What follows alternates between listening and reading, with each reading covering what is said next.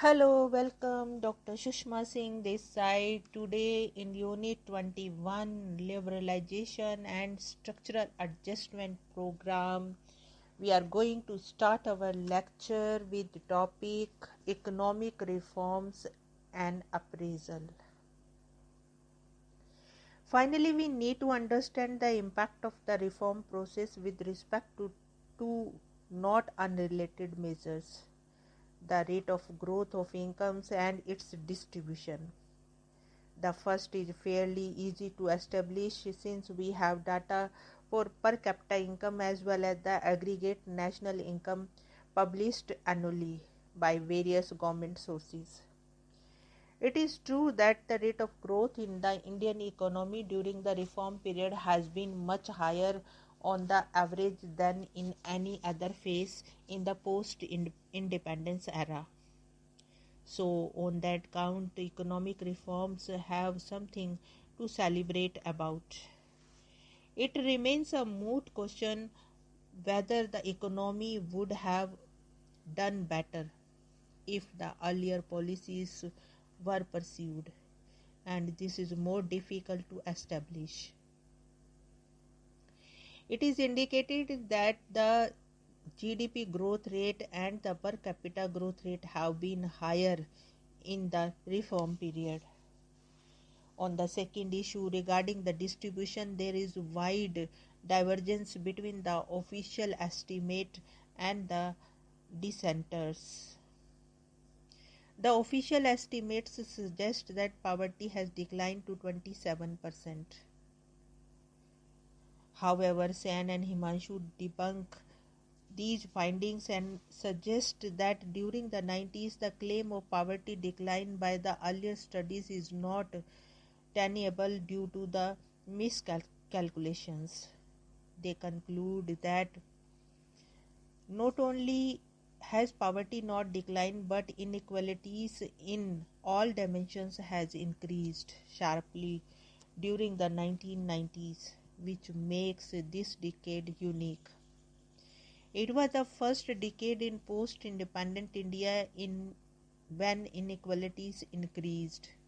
However, all these measures of poverty use an indirect way of measure poverty.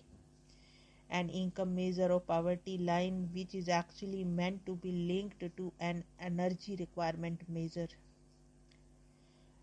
2400 and 2100 calories for rural and urban areas per adult person.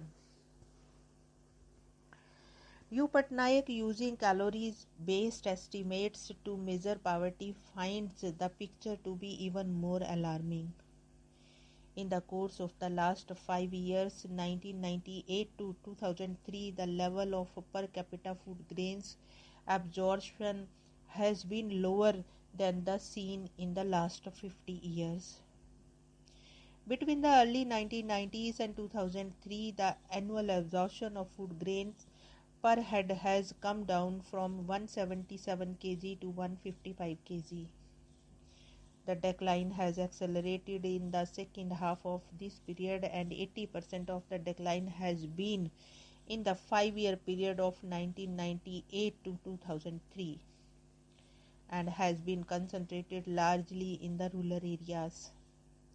Using the National Sample Survey data for calories intake, she finds that in 1999 to 2000, the 7/10 of the rural population was below the norm of 2,400 calories per day, and about 2/5 of the urban population was below the lower urban norm of 2,100 calories. To conclude, the period of reforms has been one where numerous changes have occurred structurally. The role of the market is much greater than it ever was in independent India. The rate of growth has been higher in this period, but its distribution has been unequal, which raises questions on the justifiability of the reform process, especially when actual deprivation seems to be on the rise due to the process of global integration. Now let us conclude the unit. We have discussed in detail two of the important economic aspects of the globalization, liberalization and structural adjustment with special reference to India.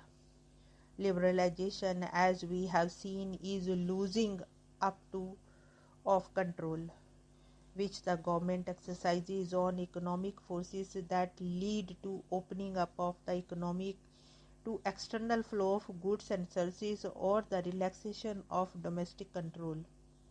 Structural adjustment means a series of policy shifts by the national government with regard to the economic, political and social affairs. The unit delineates the national and international politico-social circumstances which lead to the adoption of the national policies that drastically increased the pace of globalization and liberalization in India. The unit also explores the various economic parameters for assessing the economic growth in India, especially since the adoption of the economic reform policies.